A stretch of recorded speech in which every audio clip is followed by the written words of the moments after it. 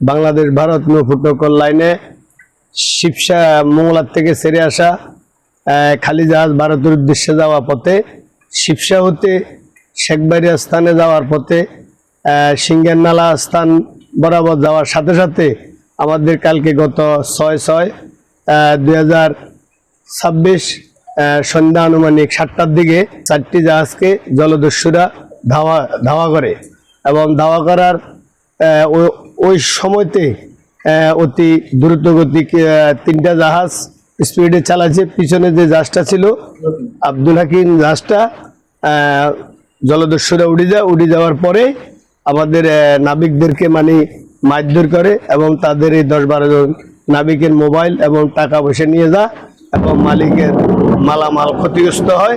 এবং এলোপাতি মাস্টার যখনই দেখছে যে জলদস্যুরা আসতেছে ওই মুহূর্তে তারা আশ্রয় নিয়েছে ব্রিজের দরজা চিটকানি দুদিক দিয়ে লাগাই দিছে। লাগাই দেওয়ার সাথে সাথে এরা গুলি করছে, দরজা খোলে না যে।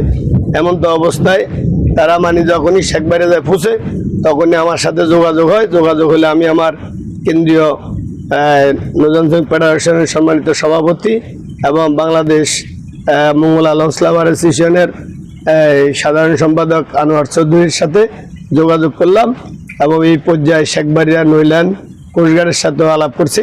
তারা এখন সকালে শেখবাড়িয়া জাহাজের ঘটনাস্থলে পরিদর্শন করছে।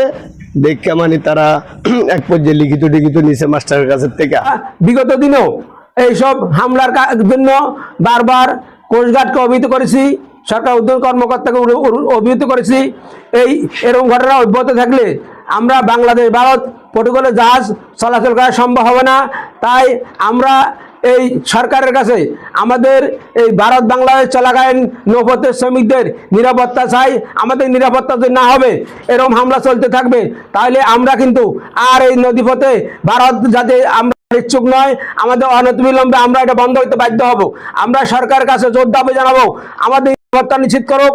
আমাদের জাহাজ জোয়ার ভাটায় চলে, জোয়ার ভাটা চলতে গেলে আমাদের হয়তো সকাল সন্ধ্যা হইতে পারে, সবসময় তো জোয়ার ভাটা হিসাব করে জাহাজ চালানো লাগে। আমরা যখন জোয়ার ভাটা জাহাজ চলবে আমাদেরকে অবশ্যই নদীতে সরকার কোস্টগার্ড দিয়েছে, কোস্টগার্ড আমাদের সহযোগিতা করতে হবে। কোস্টগার্ড যদি সহযোগিতা না করে আমরা যদি হামলার শিকার হই, তাহলে আমরা আগামীতে এই ভারত বাংলাদেশ প্রোটোকলের জাহাজ বন্ধ করে দিতে বাধ্য হব।